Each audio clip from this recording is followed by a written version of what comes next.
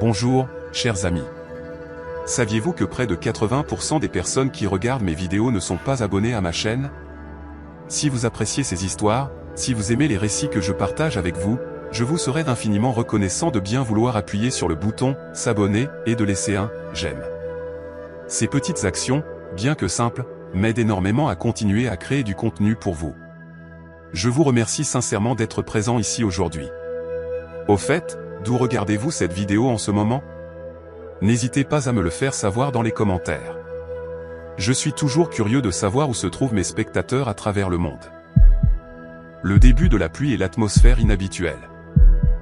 La pluie commença à tomber comme un murmure étouffé contre le pare-brise, quelque part après la limite du comté, là où l'autoroute se rétrécissait brusquement, passant de 4 voies à seulement 2. Les réverbères, qui jusqu'alors éclairaient la route de manière intermittente, laissèrent place à de longues étendues d'obscurité, seulement rompues par les marqueurs kilométriques réfléchissants qui apparaissaient de temps en temps. Amos Ruttle conduisait sur ce trajet depuis 11 ans. Il transportait des marchandises réfrigérées depuis le centre de distribution d'Oakdale jusqu'à une chaîne de supermarchés répartis dans 3 comtés différents. Il connaissait cette route comme certains hommes connaissent leur propre jardin. Il savait quel virage se resserrait sans avertissement, quel pont se remplissait d'eau les premiers lorsque les tempêtes traversaient la région, et quelles aires de repos possédaient les toilettes les plus propres ainsi que le café le plus fort. Cette connaissance provenait de la répétition, de milliers de kilomètres parcourus sous toutes sortes de conditions météorologiques, et cela lui donnait une confiance que les conducteurs moins expérimentés ne possédaient pas. Mais cette nuit-là, quelque chose semblait différent dès l'instant où il quitta le quai de chargement. L'air était lourd, chargé d'une tension particulière qui précède généralement les intempéries sérieuses. Le ciel, à l'ouest, était illuminé par des éclairs lointains qui semblaient ne ni se rapprocher ni s'éloigner. Le dispatch avait mentionné des avertissements d'inondations soudaines dans la vallée, mais de tels avertissements étaient courants à cette période de l'année, lorsque les tempêtes de fin septembre traversaient la région comme des trains de marchandises, déversant en quelques heures l'équivalent de plusieurs semaines de pluie. Amos avait conduit sous de nombreuses tempêtes. Celle-ci ne serait pas différente, du moins c'est ce qu'il se disait en s'engageant sur l'autoroute et en dirigeant son camion vers le nord. L'arrivée de la pluie et les premières difficultés. La pluie se mit à tomber sérieusement aux alentours de Junction City, juste après le poste de pesée où il s'était arrêté pour vérifier les sangles de chargement et acheter un café tiède dans un distributeur automatique. Elle tombait en nappe si épaisse que ses essuie-glaces, même réglés à la vitesse maximale, avaient du mal à suivre. La route devant lui semblait se dissoudre dans l'obscurité. Les marqueurs de voie blanc clignotaient, apparaissant et disparaissant de la visibilité à mesure que l'eau traversait les 2 voies. Sa radio CB crépitait de parasites et de transmissions brouillées et brèves en provenance d'autres conducteurs. Des avertissements concernant de l'eau stagnante près du marqueur kilométrique 198. Des rapports faisant état d'une remorque en travers près de la limite du comté. Quelqu'un demandant des itinéraires de détour auxquels personne ne semblait avoir de réponse. Amos ajusta le volume de la radio CB et maintint sa vitesse à un constant 45 km/h, les yeux rivés sur la route avec une concentration née de l'expérience et d'un respect sain pour les lois de la physique. Un camion de 18 roues chargé ne s'arrêtait pas sur un sous-partant clair, et dans des conditions comme celle-ci, avec l'eau qui déferlait sur le bitume et une visibilité réduite à presque rien, chaque décision devait être calculée et délibérée. Il avait vu trop d'accidents causés par des conducteurs qui pensaient pouvoir maintenir une vitesse d'autoroute sous une averse, qui ne comprenaient pas que leurs pneus ne pouvaient évacuer qu'une certaine quantité d'eau avant de commencer à aquaplaner. L'arrivée de la pluie et les premières difficultés. La pluie se mit à tomber sérieusement aux alentours de Junction City, juste après le poste de pesée où il s'était arrêté pour vérifier les sangles de chargement et acheter un café tiède dans un distributeur automatique. Elle tombait en nappe si épaisse que ses essuie-glaces, même réglés à la vitesse maximale, avaient du mal à suivre. La route devant lui semblait se dissoudre dans l'obscurité. Les marqueurs de voie blanc clignotaient, apparaissant et disparaissant de la visibilité à mesure que l'eau traversait les 2 voies. Sa radio CB crépitait de parasites et de transmissions brouillées et brèves en provenance d'autres conducteurs. Des avertissements concernant de l'eau stagnante près du marqueur kilométrique 198. Des rapports faisant état d'une remorque en travers près de la limite du comté. Quelqu'un demandant des itinéraires de détour auxquels personne ne semblait avoir de réponse. Amos ajusta le volume de la radio CB et maintint sa vitesse à un constant 45 km/h, les yeux rivés sur la route avec une concentration née de l'expérience et d'un respect sain pour les lois de la physique. Un camion de 18 roues chargé ne s'arrêtait pas sur un sous-partant clair, et dans des conditions comme celle-ci, Avec l'eau qui déferlait sur le bitume et une visibilité réduite à presque rien, chaque décision devait être calculée et délibérée. Il avait vu trop d'accidents causés par des conducteurs qui pensaient pouvoir maintenir une vitesse d'autoroute sous une averse, qui ne comprenaient pas que leurs pneus ne pouvaient évacuer qu'une certaine quantité d'eau avant de commencer à aquaplaner. La découverte des lumières mystérieuses. L'horloge numérique sur son tableau de bord indiquait 23h47 lorsqu'Amos remarqua pour la première fois quelque chose d'étrange. Là-bas, peut-être à 800 mètres devant lui, il pouvait distinguer une faible lueur ambrée à travers la pluie. Elle pulsait selon un rythme régulier, allumée, éteinte, allumée, éteinte. Le motif inconfondable des feux de détresse. Quelqu'un s'était arrêté sur le bas-côté, ou peut-être était-il en panne. Cela arrivait tout le temps par un temps comme celui-ci. Les systèmes électriques prenaient l'eau, les moteurs calaient, les transmissions surchauffent. La chose censée à faire était de quitter la route et d'attendre de l'aide plutôt que d'essayer de continuer tant bien que mal et de créer un danger pour les autres conducteurs. Amos relâcha l'accélérateur et attrapa le combiné de sa radio CB, appuyant sur le bouton pour diffuser sur le canal 19. Sa voix était calme et expérimentée, le ton de quelqu'un qui avait passé des milliers d'appels similaires au fil des ans. Ici, le camion en direction nord au marqueur kilométrique 212. J'ai un véhicule avec les feux de détresse allumés devant moi. Quelqu'un sait ce qui se passe. Le silence lui répondit, puis un bref grésillement, suivi de plus de parasites. Il réessaya, reformulant sa question et demandant si quelqu'un avait signalé une panne dans cette zone, mais la radio n'offrit rien d'autre que du bruit blanc, ponctué de clics et de craquements étranges qui semblaient presque délibérés, presque comme du code Morse, bien qu'il sût que ce n'était que l'orage perturbant le signal. Une pluie intense pouvait courber les ondes radio de manière étrange, les faire rebondir sur les particules d'eau dans l'air et créer des échos et des distorsions qui rendaient la communication presque impossible. Il raccrocha le combiné et se concentra sur la route, observant les lumières ambrées devenir plus claires à mesure qu'il s'approchait. Elles étaient positionnées juste au bord de la voie de décélération, exactement là où un véhicule en panne devrait se trouver. Mais quelque chose chez elles semblait incorrect, bien qu'il ne puisse pas immédiatement identifier ce qui le dérangeait. Peut-être était-ce l'espacement. Les lumières semblaient trop éloignées l'une de l'autre, comme si elles étaient sur quelque chose de plus grand qu'une voiture ou un camion standard. Ou peut-être était-ce la manière dont elles semblaient flotter dans l'obscurité, déconnectées de toute structure visible. Amos plissa les yeux à travers le pare-brise strié de pluie, essayant de distinguer la forme du véhicule lui-même. Mais l'obscurité et l'averse transformaient tout ce qui se trouvait au-delà des faisceaux de ses phares en une tache floue indistincte. L'approche des lumières et la découverte inquiétante. La pluie tombait si fort maintenant qu'elle créait une sorte de parasite visuel, un rideau d'eau qui obscurcissait les détails et jouait des tours à la perception de la profondeur. Il avait appris depuis longtemps à ne pas faire entièrement confiance à ses yeux dans de telles conditions, lorsque les ombres pouvaient ressembler à des objets solides et les reflets à des choses réelles. Il était à moins de 200 mètres lorsque ses phares capturèrent enfin quelque chose de solide. Une forme sombre sur le bas-côté, près du sol. Pas une voiture, pas un camion, rien qu'il puisse identifier immédiatement.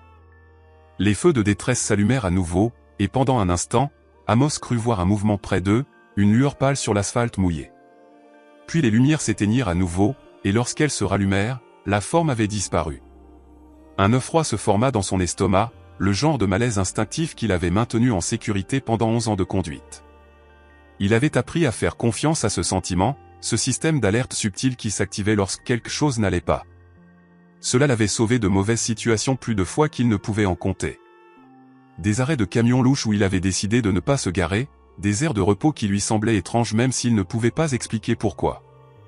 Des tronçons de route où il avait ralenti quelques instants avant de tomber sur un accident. Il ralentit à 30, puis 25 km à l'heure, sa main survolant à nouveau le combiné de la radio CB. Ses phares balayaient le bas-côté alors qu'il s'approchait de l'endroit où se trouvaient les feux de détresse, et dans la brève seconde avant de le dépasser, il vit le poteau marqueur réfléchissant du marqueur kilométrique 214. Le numéro brillait dans ses phares, vif et officiel, exactement là où il devait être. Le bas-côté au-delà était vide.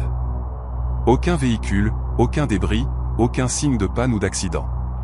Juste de la pluie, de l'obscurité et du bitume mouillé.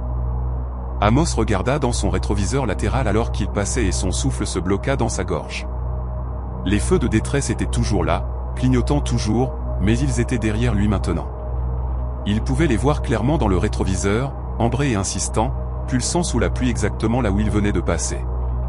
Il marquait un endroit où il n'y avait rien, où ses phares n'avaient révélé qu'une route vide et le marqueur kilométrique réfléchissant. La décision de continuer est l'appel radio mystérieux. Il effleura ses freins, se demandant s'il devait s'arrêter et enquêter, mais un instinct, peut-être, ou simplement le bon sens aiguisé par des années sur la route, lui disait de continuer. Les lumières dans son rétroviseur continuaient de clignoter, et il se força à détourner le regard, à se concentrer sur la route devant lui. Peu importe ce qui se passait là-bas, peu importe ce qu'il avait vu ou cru voir, cela ne valait pas la peine de s'arrêter. Pas par ce temps. Pas au milieu de nulle part, sans signal de téléphone portable et sans secours. La radio CB s'anima soudainement sans avertissement, le faisant sursauter si fort que le camion dévia légèrement sur l'autre voie avant qu'il ne corrige. Une voie traversa le parasite, déformée par les interférences, mais assez claire pour être comprise. À tous les véhicules en direction nord, soyez informés. Eau stagnante au marqueur kilométrique 214. Répétez, eau stagnante au marqueur kilométrique 214. Soyez prudents. Amos attrapa le combiné, son cœur battant maintenant. Ici, le camion en direction nord au marqueur 214. La route semble dégagée ici. Quelle est votre position?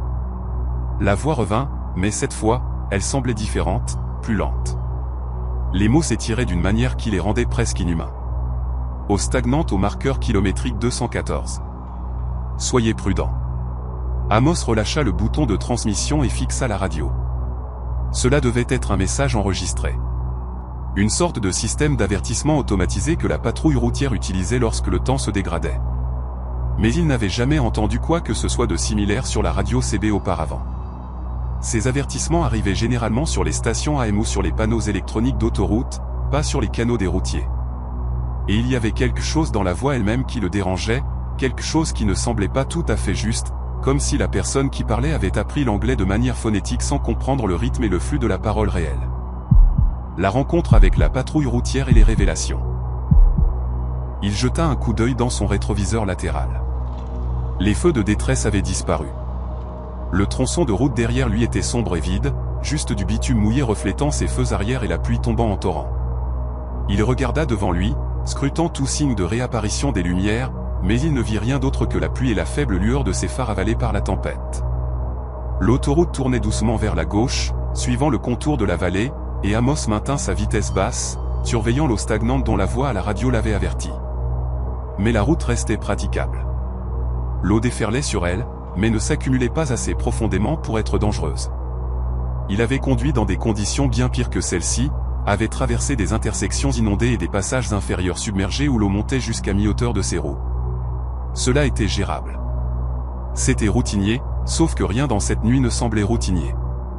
La radio CB grésilla à nouveau, et cette fois, plusieurs voies traversèrent, se chevauchant et déformaient. Marqueur kilométrique 214. Feu de détresse. Eau stagnante.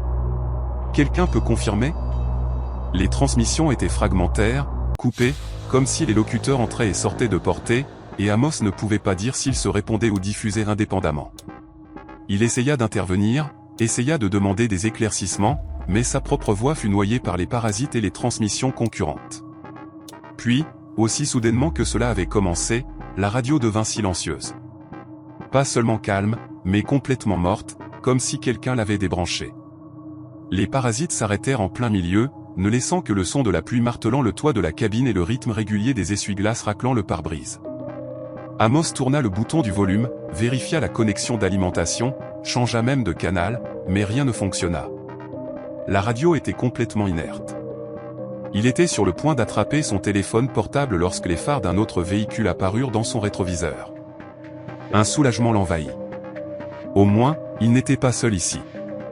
Un autre conducteur, probablement aussi confus et anxieux que lui, essayant probablement de donner un sens aux mêmes avertissements étranges et aux mêmes feux de détresse fantômes. Amos observa les phares s'approcher, s'attendant à ce qu'ils se stabilisent à une distance de suivi, mais au lieu de cela, ils continuèrent à avancer, se rapprochant de plus en plus jusqu'à ce qu'ils soient juste sur son pare-choc. Si près que l'éclat remplissait ses rétroviseurs et rendait difficile la vision de quoi que ce soit d'autre. Amos marmonna, recule, bien qu'il sache que l'autre conducteur ne pouvait pas l'entendre. Il tapota légèrement ses freins, faisant clignoter ses feux arrière dans un signal universel pour lui donner un peu d'espace, mais le véhicule derrière lui ne ralentit pas. Au contraire, il semblait se rapprocher, les phares brillant si fort qu'Amos dut ajuster ses rétroviseurs pour détourner l'éclat. Son pouls s'accéléra. Ce n'était pas un comportement de suivi normal. C'était agressif, délibéré, le genre de collage qui suggérait une intention plutôt qu'une négligence. La traversée de la zone inondée et la disparition des lumières. Il pensa à accélérer, à s'éloigner de celui qui le suivait, mais les conditions de la route étaient trop dangereuses pour cela. Une mauvaise manœuvre, une plaque d'eau stagnante heurtée sous le mauvais angle, et son camion pourrait faire un tête-à-queue ou aquaplaner complètement hors de la route. Le véhicule derrière lui fit clignoter ses phares 3 fois, 2 fois, 3 fois de plus, et Amos sentit son estomac se nouer. Ce n'était pas un signal aléatoire. C'était une communication, bien qu'il n'ait aucune idée du message qui était transmis. Il attrapa à nouveau le combiné de sa radio CB, espérant que la radio était revenue en ligne, mais elle resta obstinément silencieuse. Les phares reculèrent soudainement, créant une distance entre son camion et le véhicule derrière lui. Et Amos expira un souffle qu'il n'avait pas réalisé retenir. Peut-être était-ce simplement un conducteur confus, quelqu'un qui s'était approché trop près sans s'en rendre compte. Peut-être. Les feux de détresse ambrés réapparurent, cette fois directement devant lui, peut-être à 50 mètres. Ils émergèrent de la pluie et de l'obscurité comme s'ils avaient toujours été là, attendant simplement qu'il les rattrape. Les mains d'Amos se serrèrent sur le volant et il sentit la sueur perler sur son front malgré l'air frais provenant des bouches d'aération. Ce n'était pas possible. Il avait passé le marqueur kilométrique 214 plusieurs minutes plus tôt. Il avait roulé régulièrement vers le nord, maintenant sa vitesse, suivant l'autoroute alors qu'elle serpentait à travers la vallée.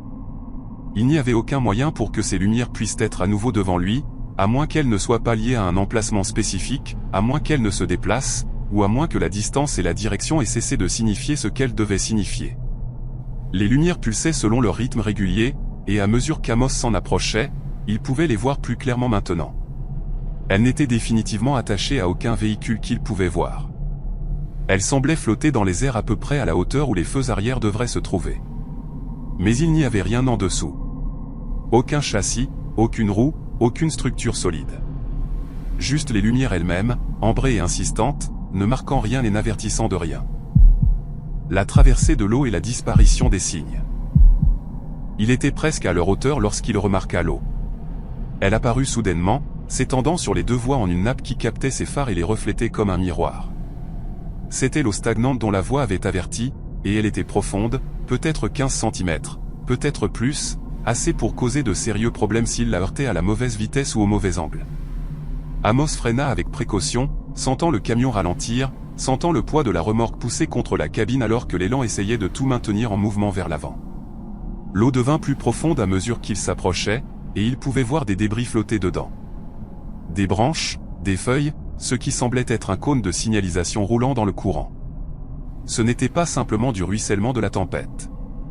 C'était de l'eau qui s'était accumulée, qui avait submergé les systèmes de drainage et transformé l'autoroute en une rivière temporaire. Les feux de détresse ambrés continuaient de pulser, et maintenant Amos comprenait ce qu'ils marquaient. Pas un véhicule, pas un accident, mais l'eau elle-même, le danger qui s'étendait sur la route. Quelqu'un ou quelque chose l'avertissait, le guidait, essayant de l'empêcher de conduire à l'aveugle dans une zone inondée qui pouvait engloutir son camion. Mais qui et comment ? Le véhicule derrière lui réapparut dans ses rétroviseurs, ses phares coupant à travers la pluie, et Amos réalisa avec un sursaut qu'il s'était arrêté lorsqu'il s'était arrêté, maintenant la même distance, imitant ses mouvements. Il ne pouvait pas distinguer de quel type de véhicule il s'agissait. La pluie et l'éclat rendaient impossible la vision des détails, mais il était là, solide et réel, aussi réel que l'eau s'étendant sur la route devant lui. Amos mit son camion au point mort et serra le frein à main, son esprit tournant à toute vitesse à travers les options.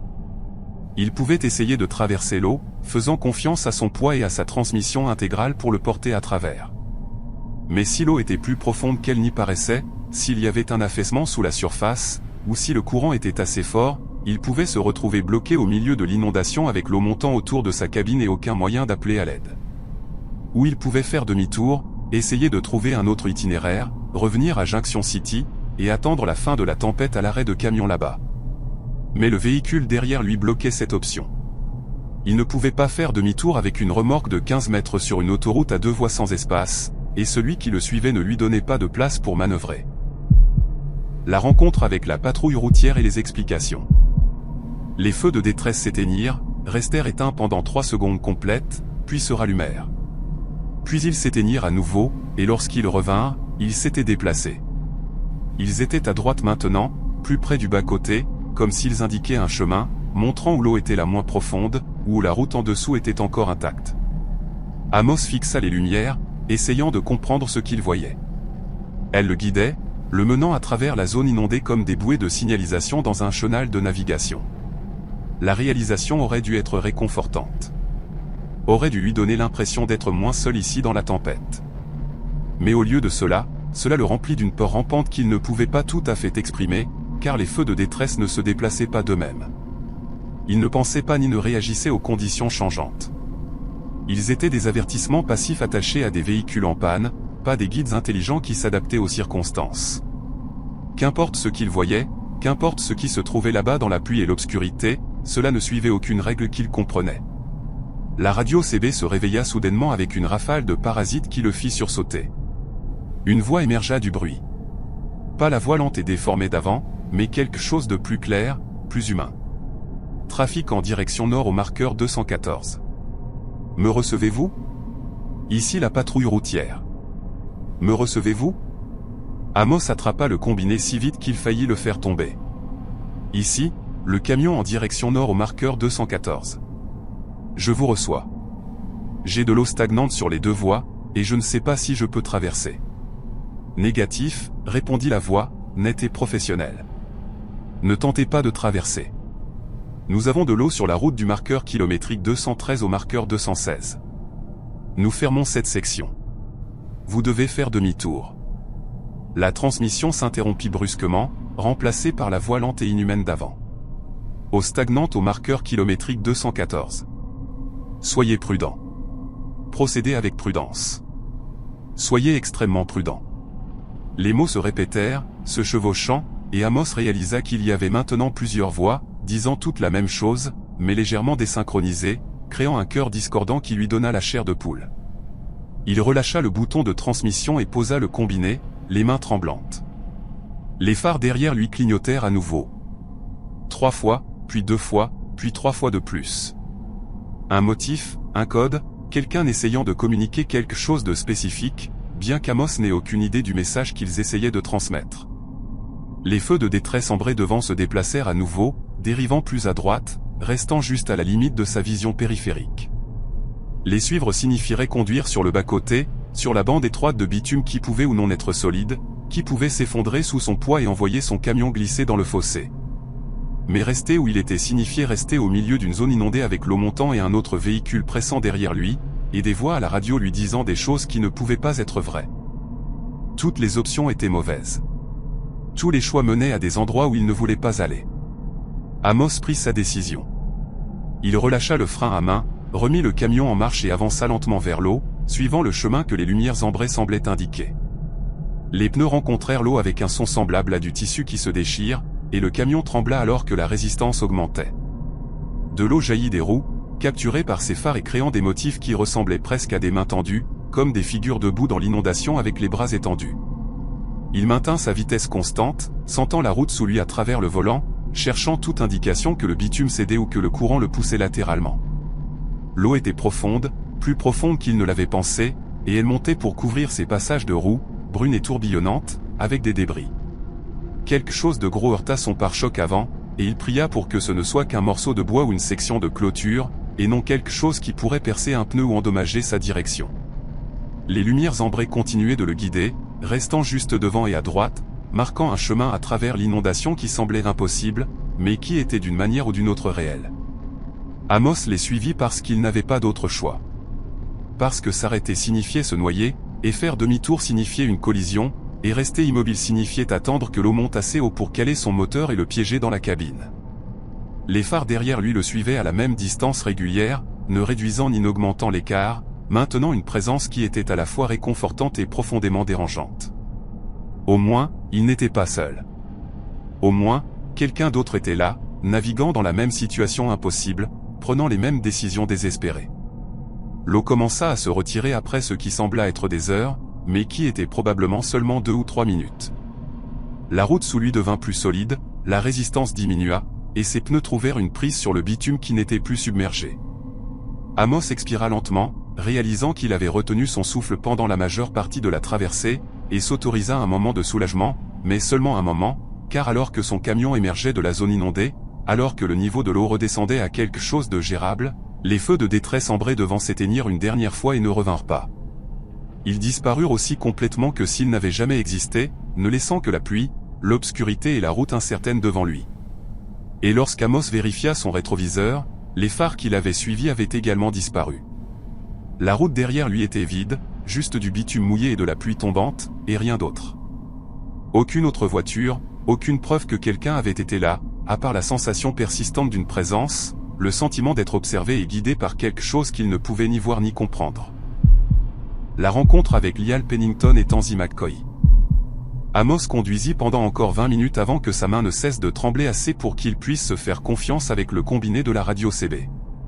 La pluie s'était légèrement calmée, passant d'un déluge torrentiel à simplement forte, et la visibilité s'était améliorée juste assez pour qu'il puisse distinguer les marquages routiers sans forcer. La zone inondée était derrière lui maintenant, quelque part dans l'obscurité avec ses lumières ambrées impossibles et le véhicule fantôme qu'il avait suivi à travers l'eau. Chaque instinct lui disait de continuer à conduire, de mettre autant de distance que possible entre lui et le marqueur kilométrique 214, mais il avait besoin de savoir si ce qu'il avait vécu était réel, ou si l'épuisement et le stress l'avaient finalement rattrapé de la pire manière possible. Il appuya sur le micro et garda sa voix stable, professionnelle, le ton d'un conducteur signalant des conditions routières de routine plutôt que quelque chose qui défiait toute explication. Ici, le camion en direction nord. Je viens de traverser la zone inondée au marqueur kilométrique 214. Les routes sont praticables, mais soyez extrêmement prudents. L'eau était d'environ 15 à 20 cm de profondeur sur les deux voies. À toute patrouille routière à l'écoute, soyez informés que cette section a besoin de barricades. Les parasites lui répondirent pendant plusieurs longues secondes, et Amos était sur le point de réessayer lorsqu'une voix différente traversa, plus âgée et rauque, avec les voyelles plates de quelqu'un qui avait passé toute sa vie dans cette partie de l'État. Reçu, camion en direction nord. Ici Lial Pennington, patrouille routière. Vous avez dit que vous veniez de traverser la zone 214. Affirmatif, répondit Amos, le soulagement l'envahissant d'entendre une réponse officielle. Je l'ai traversée il y a peut-être 20 minutes. Il y avait de l'eau stagnante, mais je l'ai traversée. Vous voudrez mettre en place des barrières avant que quelqu'un de moins expérimenté n'essaie et ne reste coincé. Il y eut une pause assez longue pour qu'Amos pense avoir perdu la connexion avant que Lial ne revienne. Conducteur, nous avons fermé cette section depuis 1 heure. Les barricades ont été mises en place aux marqueurs kilométriques 210 et 218. Personne n'aurait dû pouvoir atteindre la zone inondée. Amos sentit un froid s'installer dans son estomac. Poste de pesée de Junction City. Je suis passé vers 23 heures. Il n'y avait pas de barricade lorsque j'ai dépassé le marqueur 210. La route était ouverte. Une autre pause. Celle-ci encore plus longue. Lorsque la voix de Lial revint, elle portait une note d'inquiétude qui n'était pas là auparavant. Conducteur, j'ai besoin que vous vous arrêtiez au prochain endroit sûr et que vous m'attendiez. Ne continuez pas vers le nord. Me recevez-vous ? Reçu, dit Amos, bien que la confusion se transforme rapidement en malaise. Il y a une aire de repos dans environ 8 km. Je vous y attendrai. Négatif pour l'aire de repos, dit rapidement Lial. Cette installation est fermée pour maintenance depuis mardi dernier. Continuez jusqu'à l'arrêt de camion au marqueur kilométrique 237. Je vous y retrouverai dans 40 minutes. Amos acquiesça et raccrocha le combiné, son esprit tournant à toute vitesse. L'aire de repos était fermée. Il était passé devant 2 semaines plus tôt, et elle était ouverte, fréquentée par des voyageurs et des routiers profitant des installations propres et bien éclairées. Mais si Lial disait qu'elle était fermée, alors quelque chose avait changé. Tout comme quelque chose avait changé concernant les barricades qui auraient dû être en place, mais qui ne l'étaient apparemment pas, du moins pas lorsqu'Amos était passé. Les kilomètres défilaient, chacun semblant plus long que le précédent. La pluie continuait son assaut régulier, et Amos se surprit à vérifier ses rétroviseurs de manière obsessionnelle, cherchant ses phares qu'il avait suivis à travers l'inondation. Mais la route derrière lui restait vide, juste de l'obscurité, de la pluie et les marqueurs réfléchissants occasionnels capturant ses feux arrière. Il passa le marqueur kilométrique 220, puis 225, regardant les chiffres augmenter et essayant d'ignorer la sensation croissante que quelque chose de fondamental avait changé, que la route qu'il empruntait n'était plus tout à fait la même que celle sur laquelle il se trouvait une heure plus tôt. Le marqueur kilométrique 230 apparut et disparut, et Amos remarqua quelque chose d'étrange dans le paysage. Les arbres, qui auraient dû être denses et proches de la route, semblaient plus clairsemés, plus espacés, comme s'il avait soudainement avancé de plusieurs kilomètres sans s'en rendre compte. Le terrain semblait également incorrect. Moins vallonné, plus ouvert, comme s'il avait traversé une zone climatique entièrement différente. Il vérifia son GPS, mais l'écran ne montrait qu'une carte vide avec un curseur clignotant qui refusait de se verrouiller sur sa position. L'arrêt de camion apparut de la pluie au marqueur kilométrique 237, exactement là où Lial avait dit qu'il serait, et Amos n'avait jamais été aussi soulagé de voir des lumières électriques et d'autres véhicules. Il entra dans le parking et compta au moins une douzaine d'autres camions, leurs feux de position créant de petites îles d'ambre et de rouge dans l'obscurité. Le bâtiment principal brillait d'une chaleur fluorescente, promettant du café, de la nourriture et du contact humain. Tous les réconforts ordinaires qui semblaient précieux après l'isolement de la dernière heure. Amos se gara et coupa son moteur, mais il ne sortit pas immédiatement. Au lieu de cela, il resta assis dans la cabine silencieuse et essaya d'organiser ses pensées en quelque chose de cohérent, quelque chose qui aurait un sens lorsqu'il devrait l'expliquer à la patrouille routière. Il avait vu des lumières qui n'étaient attachées à rien. Il avait traversé une zone inondée qui aurait dû être barricadée. Il avait été suivi par un véhicule qui avait disparu sans explication. Rien de tout cela ne semblait raisonnable lorsqu'il était énoncé en séquence, et il n'avait aucune preuve au-delà de son propre témoignage, et des vêtements humides dans son panier à linge qui sentait l'eau de crue. Un coup sur sa vitre le fit sursauter assez fort pour qu'il se cogne la tête contre le plafond de la cabine. Un homme se tenait à l'extérieur, d'âge moyen et buriné, portant une veste de pluie de la patrouille routière qui brillait sous l'eau. Lial Pennington, présumément. Amos baissa sa vitre et fut immédiatement frappé par une bouffée d'air frais et humide. « Vous êtes Ruttled ?» demanda l'officier, et Amos hocha la tête. « Venez à l'intérieur. Nous devons parler, et je préfère le faire autour d'un café plutôt que de rester debout dans ce désordre. » Ils s'assirent dans une banquette au fond du restaurant de l'arrêt de camion, loin des quelques autres conducteurs qui étaient dispersés dans l'espace. Lial avait apporté une recrue avec lui, une femme aux cheveux foncés attachée en une queue de cheval pratique qui se présenta comme Tansy McCoy. Elle commanda un café et s'assit en silence, écoutant pendant que Lial sortait un carnet à spirale et tournait à une page fraîche. « Commencez depuis le début, » dit Lial, enroulant ses mains autour d'une tasse de café qui semblait avoir été posée sur le réchaud depuis trop longtemps. « Dites-moi tout ce qui s'est passé depuis le moment où vous êtes entré sur l'autoroute. » Amos le fit, gardant sa voix stable et son récit aussi factuel que possible. Il décrivit la tempête, les avertissements sur la radio CB, les feux de détresse ambrés qui apparaissaient et disparaissaient et réapparaissaient à des endroits impossibles. Il leur parla de la voix qui répétait le même message de cette manière lente et déformée, du véhicule qu'il avait suivi à travers l'inondation, des lumières qui semblaient l'avoir guidé vers la sécurité. Il ne laissa rien de côté, même les détails qui le faisaient paraître peu fiables ou confus, car il sentait que Lial avait besoin de l'image complète, pas d'une version éditée conçue pour rendre Amos plus crédible. Lorsqu'il eut terminé, le restaurant était devenu plus silencieux, et Amos réalisa que plusieurs autres conducteurs avaient écouté, leur conversation s'éteignant à mesure que son histoire se déroulait. Lial échangea un regard avec Tansy, quelque chose passant entre qu'Amos ne pouvait pas interpréter avant de reporter son attention sur son café. Les barricades étaient en place, dit Lial enfin, sa voix prudente. Je les ai aidés à les placer moi-même à 18h ce soir. Une au marqueur kilométrique 210, comme je l'ai dit, et une autre au marqueur 218. Toutes deux étaient équipées des panneaux d'avertissement standard et des gyrophares. Il n'y avait aucun moyen pour que vous puissiez les traverser sans les voir. Je vous dis qu'il n'y avait rien là-bas, insista Amos, entendant la désespoir s'insinuer dans sa voix et le détestant. La route était ouverte. Je suis passé directement.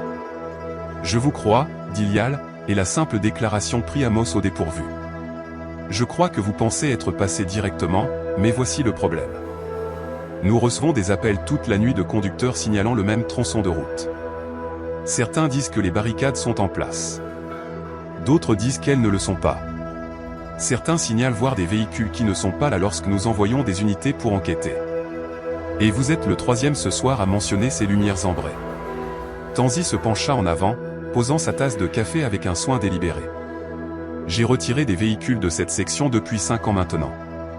Remorquage, panne, accident, et je peux vous dire que le tronçon entre les marqueurs 214 et 216 a toujours été problématique.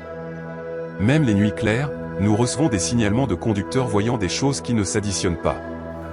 Des lumières là où il ne devrait pas y en avoir. Des voitures qui disparaissent lorsque vous vous approchez. Des transmissions radio CB qui bouclent et se répètent comme des enregistrements. Qu'est-ce qui cause cela ? Demanda Amos, bien qu'il ne soit pas sûr de vouloir connaître la réponse. Si nous le savions, nous aurions fermé toute la section, dit Lial. La meilleure théorie pour l'instant est une sorte de phénomène atmosphérique lié à la tempête. Les inversions de température peuvent créer des mirages, faire en sorte que la lumière se comporte de manière inhabituelle. Ajoutez à cela la pluie et l'obscurité, et les conducteurs voient des choses qui ne sont pas tout à fait là, ou ils mal interprètent des choses qui le sont. Mais il ne semblait pas convaincu par sa propre explication, et Amos non plus.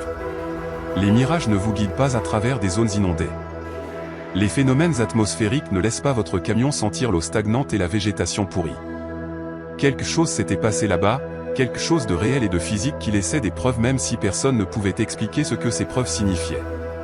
Il y a autre chose, dit Lial, sortant un petit sachet de preuves de sa poche de veste. À l'intérieur se trouvait un triangle de sécurité réfléchissant, du genre que les routiers utilisent pour marquer les véhicules en panne. Nous l'avons trouvé au bord de la zone inondée, juste à l'endroit où vous avez dit avoir vu ces lumières ambrées. C'est un équipement standard. Rien d'inhabituel à ce sujet, sauf une chose. Il tourna le sachet pour qu'Amos puisse voir le triangle plus clairement. Même à travers le plastique, il pouvait distinguer des taches sombres sur la surface réfléchissante, des motifs qui semblaient presque délibérés. Ce n'est pas de la boue ou de la saleté de route, continua Lial. Le laboratoire dit que c'est une sorte de résidu organique, de la matière végétale, des algues, des choses que l'on trouve dans l'eau stagnante qui a été là pendant des mois ou des années. Mais l'inondation n'a commencé que depuis 6 heures. Il n'y a aucun moyen pour que ce triangle ait accumulé ce type de contamination en si peu de temps. Tanzi prit la parole, sa voix calme mais ferme. J'ai sorti un camion de cette zone il y a 3 mois. Le conducteur a dit qu'il avait suivi des feux de détresse dans l'eau. Il pensait que quelqu'un était en difficulté et avait besoin d'aide. Son moteur a calé avant qu'il ne réalise qu'il n'y avait pas d'autres véhicules. Lorsque je l'ai accroché pour le remorquer, j'ai trouvé un de ces triangles flottants dans l'eau près de son pare-choc. Les mêmes taches sombres, le même résidu organique qui n'aurait pas dû être là. Qu'est-il arrivé à ce conducteur ? Demanda Amos, bien que quelque chose lui dise qu'il connaissait déjà la réponse. Il a terminé sa livraison, encaissé son salaire, et a arrêté le camionnage le lendemain, dit Tanzi. Il a dit à son dispatch qu'il en avait fini avec la route, fini avec la conduite de nuit, fini avec tout. La dernière fois que j'ai entendu parler de lui, il travaillait dans la construction en Californie. Il ne veut même pas parler de ce qui s'est passé cette nuit-là. Les trois restèrent assis en silence pendant un moment, le poids des questions non posées pesant sur la banquette. Finalement, Lial ferma son carnet et fixa Amos avec un regard ferme. « J'ai besoin que vous fassiez quelque chose pour moi. J'ai besoin que vous n'en parliez pas. Ni à d'autres conducteurs, ni à votre dispatch, ni à qui que ce soit. Nous essayons de garder cela contenu pendant que nous comprenons ce qui se passe. Et si cela s'ébruite, cela causera plus de problèmes que cela n'en résoudra. Vous me demandez de mentir, dit Amos platement. Je vous demande d'être discret, corrigea Lial. Vous pouvez signaler que vous avez rencontré des inondations et des conditions difficiles. C'est vrai. Vous n'avez pas besoin de mentionner les autres détails. Et en échange, nous garderons votre nom hors de tout rapport et nous veillerons à ce que cela n'affecte pas votre dossier de conduite ou votre assurance. C'était un marché, simple et clair. Et Amos comprenait la menace implicite derrière les mots polis. Coopérez et cela disparaîtra proprement. Faites du bruit, et soudainement, il y a des questions sur votre aptitude à conduire, sur le fait que vous étiez sous l'influence ou que vous aviez une sorte d'épisode médical qui fait de vous un risque sur la route. Il avait entendu des histoires de conducteurs qui avaient signalé des incidents étranges pour se retrouver soumis à des évaluations sans fin et à des restrictions qui mettaient effectivement fin à leur carrière. D'accord, dit-il, bien que le mot ait un goût amer. Je me tairai, mais je veux savoir une chose d'abord. Ces autres conducteurs qui ont signalé les lumières ambrées, sont-ils tous passés en sécurité ? Le regard qui passa entre Lial et Tanzi lui dit tout ce qu'il avait besoin de savoir avant que l'un d'eux ne parle. 2 d'entre eux l'ont fait, dit Lial avec soin. Le troisième ne l'a pas fait. Nous avons trouvé son camion dans la zone inondée au marqueur kilométrique 215. L'eau montait jusqu'au poignet de porte. Le conducteur n'était pas à l'intérieur. Où est-il ? Demanda Amos. Nous ne savons pas, dit Tanzi doucement. Les secours recherchent depuis ce matin. Jusqu'à présent, rien. C'est comme s'il était sorti de son camion et avait marché dans l'eau pour disparaître. Amos pensa au véhicule qu'il avait suivi à travers l'inondation, au phare qui était resté proche mais ne l'avait jamais vraiment rattrapé.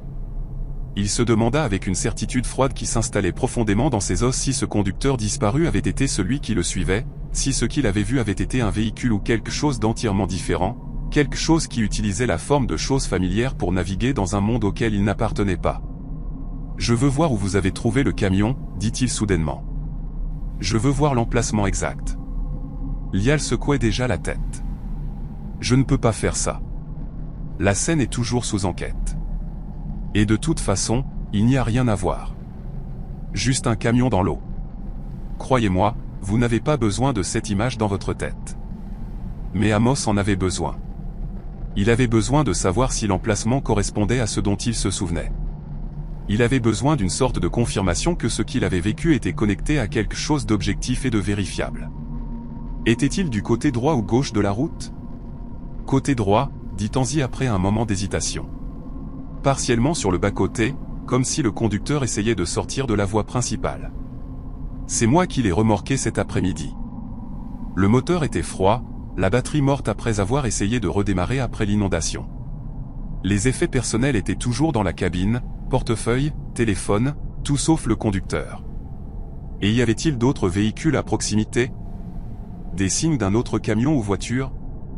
Pourquoi ? Demanda Lial, ses yeux se rétrécissant légèrement. Parce que quelque chose me suivait à travers cette eau, dit Amos, gardant sa voix basse pour que les autres conducteurs dans le restaurant ne l'entendent pas. J'ai vu des phares dans mon rétroviseur tout le temps où je traversais. Ils sont restés juste derrière moi, correspondant à ma vitesse, et puis ils ont disparu dès que j'ai traversé.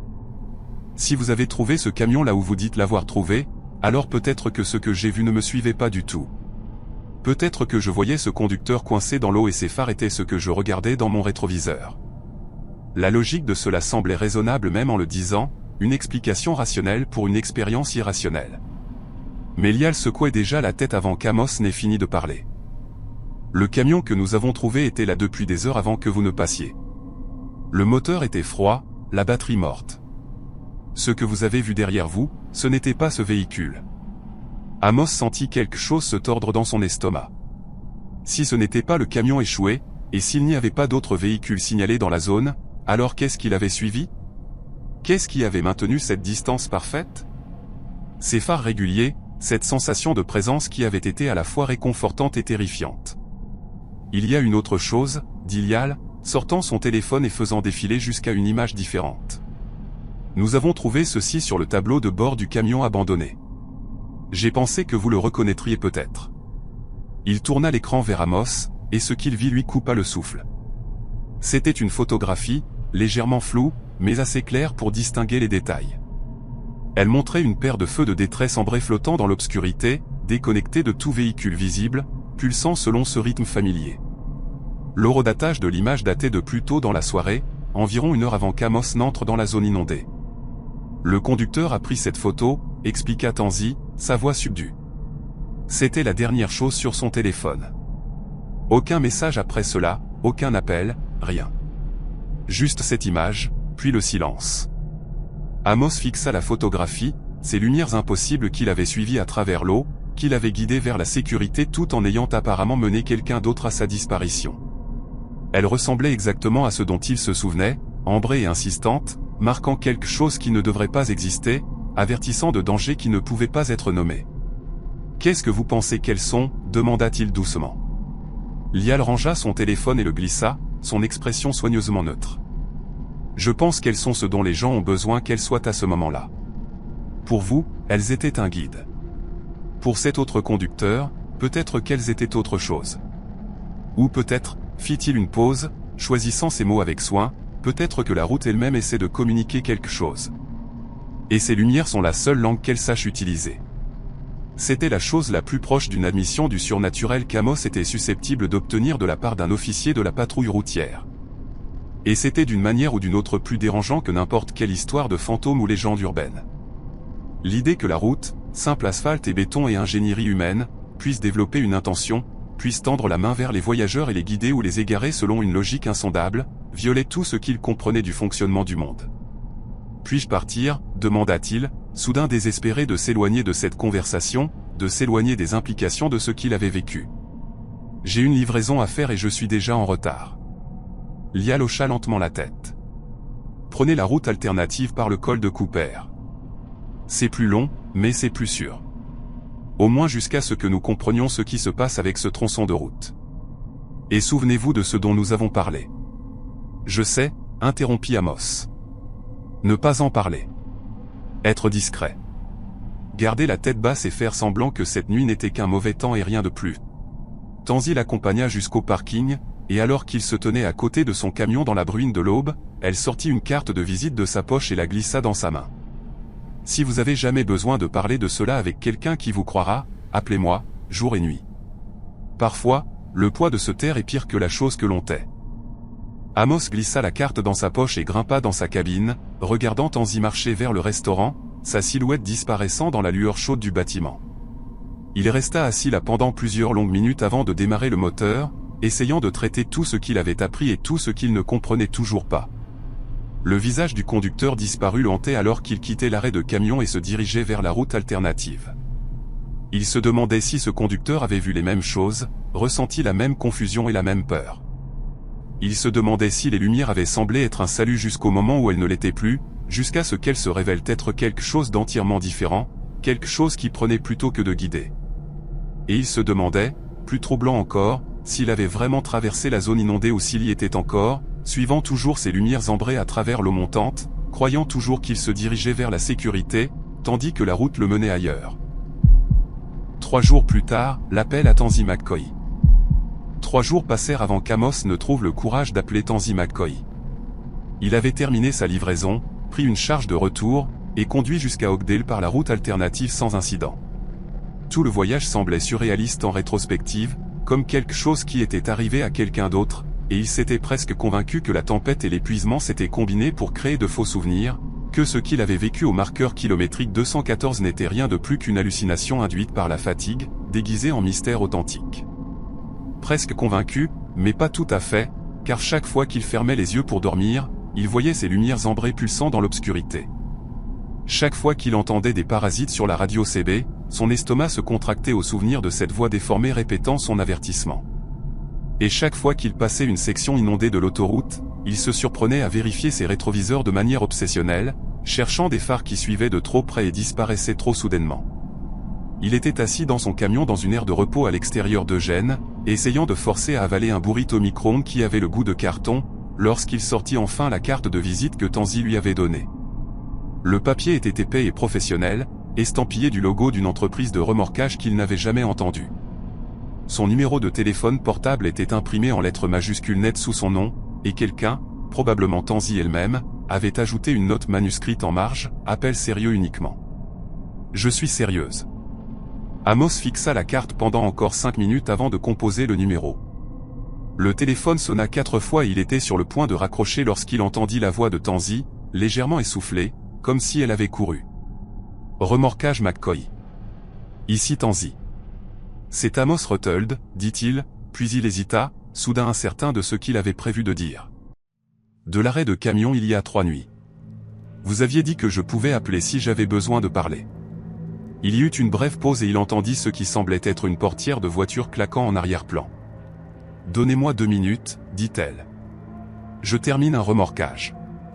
Ne raccrochez pas. » Il attendit, écoutant les sons étouffés du travail, les chaînes qui s'entrechoquaient, les hydrauliques qui sifflaient, un bref échange avec quelqu'un dont les mots étaient inaudibles. Puis Tanzi revint en ligne et cette fois, elle semblait plus concentrée, plus présente. « D'accord, je suis là. Qu'est-ce qui se passe? Je n'arrive pas à arrêter d'y penser, avoua Amos, se sentant stupide même alors que les mots sortaient de sa bouche. Les lumières, l'inondation, tout ce que Lial m'a dit à propos du conducteur disparu. C'est comme si c'était coincé dans ma tête et que je ne pouvais pas m'en débarrasser. Je continue à me demander si j'aurais dû faire quelque chose de différent. S'il y avait un moyen d'aider cet autre conducteur, si j'avais pu. Arrêtez, interrompit Tanzi, sa voix ferme mais pas méchante. Vous ne pouvez pas penser comme ça. Vous avez fait exactement ce que vous deviez faire, c'est-à-dire survivre. C'était votre seule responsabilité là-bas, et vous l'avez remplie. Ce qui est arrivé à l'autre conducteur ne vous incombe pas. Mais si je l'avais vu ? Insista Amos. Et si ces phares derrière moi étaient son camion et qu'il essayait de me suivre vers la sécurité et que je ne m'en sois pas rendu compte ? La chronologie ne correspond pas, dit Tanzi. Je vous ai dit que ce camion était resté dans l'eau pendant des heures avant que vous ne passiez. Le conducteur avait déjà disparu lorsque vous êtes entré dans la zone inondée. Ce que vous avez vu derrière vous, ce n'était pas lui. Alors qu'est-ce que c'était ? Demanda Amos, entendant le désespoir revenir dans sa voix. Qu'est-ce qui suit quelqu'un à travers une inondation puis disparaît ? Tanzi resta silencieuse pendant un long moment, et lorsqu'elle parla à nouveau, son ton avait changé en quelque chose de plus prudent, de plus mesuré. Pouvez-vous me rencontrer quelque part ? Ce n'est pas vraiment une conversation pour le téléphone, et j'ai certaines choses que je veux vous montrer. Des choses qui pourraient vous aider à comprendre ce qui se passe sur ce tronçon de route. 1 heure plus tard, Amos se retrouva assis en face de Tanzi dans un petit restaurant sur les limites d'une ville dont il avait déjà oublié le nom. Elle avait apporté un classeur usé rempli de papiers, de photographies et de ce qui semblait être des rapports d'incidents officiels. Elle commanda du café pour eux deux, attendit que la serveuse soit hors de portée d'oreille, puis étala le contenu du classeur sur la table entre eux. « Voici tout ce que j'ai recueilli au cours des 5 dernières années, dit-elle, organisant les papiers en catégories approximatives. Rapport de remorquage, résumé d'incidents de la patrouille routière, déclaration de conducteurs ayant vécu quelque chose d'inhabituel entre les marqueurs kilométriques 210 et 220. La plupart de cela est officiellement classé comme incident lié à la météo ou erreur de conducteur. Mais lorsque vous regardez les schémas, vous commencez à voir autre chose. » Amos prit la photographie la plus proche. Elle montrait une berline à moitié submergée dans l'eau. Son capot était froissé contre une barrière en béton. L'image datait de 2 ans plus tôt. « Qu'est-ce que je regarde ?» demanda Amos. « Un accident de voiture seul au marqueur kilométrique 216, expliqua Tanzi. La conductrice a affirmé qu'elle suivait des feux arrière à travers une forte pluie. Elle pensait que c'était un camion ou une autre voiture qui menait la voie à travers une section inondée. Lorsque les feux se sont arrêtés brusquement, elle a freiné fort et a perdu le contrôle. Elle a fini dans le terre-plein central avec sa voiture détruite et une commotion cérébrale. Mais voici le problème. La patrouille routière n'a trouvé aucun autre véhicule dans les environs. Aucune trace de pneus, aucun débris, rien pour indiquer que quelqu'un d'autre avait été sur cette route. Peut-être que la personne qu'elle suivait a continué, suggéra Amos. Elle n'a pas réalisé qu'elle avait eu un accident. Tanzi secouait la tête. Elle avait une caméra embarquée. J'ai vu les images. Elle montre qu'elle suivait une paire de feux arrière rouges pendant presque 5 km, maintenant une distance régulière, et puis les feux se sont simplement éteints. Pas comme s'ils s'étaient éloignés ou avaient quitté la route. Ils ont littéralement disparu en plein cadre. Une seconde ils étaient là, la suivante ils avaient disparu, et elle freinait brusquement sans rien devant elle. Elle sortit un autre rapport, celui-ci plus récent. En octobre dernier, un routier a signalé un automobiliste en détresse au marqueur kilométrique 214. Il a dit qu'il y avait une femme debout sur le bas-côté sous la pluie, faisant des signes pour demander de l'aide. Il s'est arrêté, est sorti pour vérifier, et elle avait disparu. Aucune voiture, aucune empreinte de pas dans la boue. Rien. Il a fouillé la zone pendant 20 minutes, pensant qu'elle avait peut-être chuté dans un talus ou s'était perdue dans les arbres, mais il n'a trouvé aucune trace. La patrouille routière a répondu, a cherché jusqu'à l'aube. Même résultat. Personne là-bas. Amos sentit un froid s'installer dans sa poitrine. Qu'est-ce que vous dites ? Que la route est hantée, que des fantômes font signe aux routiers et mènent les gens dans des accidents. Je dis que la route fait des choses, dit Tanzi avec soin. Des choses qui n'ont pas de sens si vous essayez de les expliquer avec la physique normale ou la logique normale. J'ai retiré des véhicules de ce tronçon pendant des années, et j'ai entendu assez d'histoires de conducteurs fiables pour savoir que quelque chose s'y passe. Quelque chose qui utilise la lumière, le son et les formes familières pour interagir avec les gens. Bien que je ne puisse pas commencer à vous dire pourquoi ou ce qu'elle veut. Elle sortit une autre photographie et Amos la reconnut immédiatement. C'était l'image que Lial lui avait montrée. Les feux de détresse ambrés flottant dans l'obscurité, déconnectés de toute source visible. Mais cette version était plus claire, en plus haute résolution, et il pouvait voir des détails qu'il avait manqués auparavant. Les lumières n'étaient pas tout à fait symétriques, et elles semblaient pulser selon un rythme presque organique, comme une respiration ou un battement de cœur. Le conducteur disparu a pris celle-ci, dit Tanzi. Mais il n'est pas le premier à photographier ces lumières. J'ai recueilli cette image similaire au cours des 3 dernières années, toutes de conducteurs différents, toutes prises à peu près au même endroit. Les lumières ont toujours la même apparence. Même couleur, même espacement, même motif de pulsation. Comme si elles étaient toujours là, attendant, et qu'elles ne devenaient visibles que sous certaines conditions. Quelles conditions ? Demanda Amos. C'est ce que j'ai essayé de comprendre, avoua Tanzi. Au début, je pensais que c'était simplement lié à la météo. Pluie intense, brouillard, visibilité réduite. Mais ensuite j'ai commencé à suivre les dates et j'ai trouvé quelque chose d'intéressant. Les incidents se regroupent autour de certaines périodes de l'année, fin septembre, début décembre, mi-mars, 3 fenêtres où les signalements augmentent de manière dramatique. Amos réfléchit à cela, essayant de trouver un sens dans ce schéma. Qu'y a-t-il de significatif à ces dates ? Je ne sais pas encore, dit Tanzi. Mais j'ai travaillé avec quelqu'un qui pourrait avoir une réponse. C'est un arpenteur, il travaille pour le comté, et il a fait des recherches sur l'histoire de cette section d'autoroute. Il s'avère que la route a été construite sur ce qui était autrefois des zones humides, des marais et des plaines inondables saisonnières qui ont été drainées et remplies dans les années 1960 lorsqu'ils ont posé l'asphalte pour la première fois. Et avant cela, remontant à 100 ans ou plus, la zone était connue pour être traîtresse. Des voyageurs se perdaient, des chariots disparaissaient, des gens signalaient des lumières dans le marais qui les égaraient. Des feux follets, dit Amos, remontant un souvenir de son cours de sciences au lycée. Des feux follets causés par la décomposition de la matière organique libérant des gaz qui s'enflamment lorsqu'ils entrent en contact avec l'air. C'est un phénomène naturel. Exact, convint Tanzi. Sauf que les feux follets sont verts ou bleus, pas ambrés. Et ils scintillent de manière aléatoire, pas selon une pulsation régulière. Et ils ne suivent certainement pas les véhicules ou ne les guident pas à travers les zones inondées.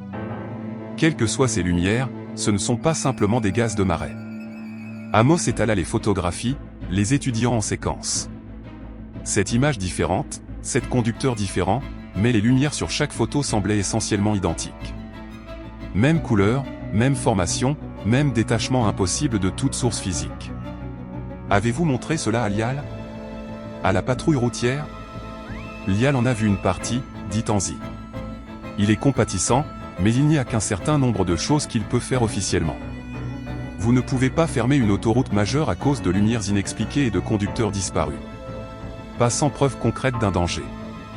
Et ces incidents sont juste assez dispersés, juste assez ambigus pour ne pas atteindre le seuil d'action officiel.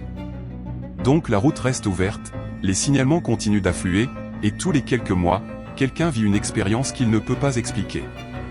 Elle rassembla les papiers dans le classeur, mais laissa les photographies sur la table entre eux. La raison pour laquelle je voulais vous parler en personne, c'est que votre expérience était différente. La plupart des conducteurs voient les lumières et les évitent, ou ils les suivent et se retrouvent dans des ennuis. Mais vous les avez suivis et vous vous en êtes sortis sains et saufs. C'est inhabituel. Cela suggère que les lumières vous aidaient activement plutôt que d'essayer de vous égarer. Pourquoi ferait-elle cela ? Demanda Amos. Qu'est-ce qui me rend différent du conducteur qui a disparu ? C'est ce que j'essaie de comprendre, Tanzi, dit-elle. J'ai passé en revue les rapports à la recherche de schémas concernant ceux qui sont aidés et ceux qui sont blessés. Jusqu'à présent, je n'ai rien trouvé de concluant, mais il y a des indices.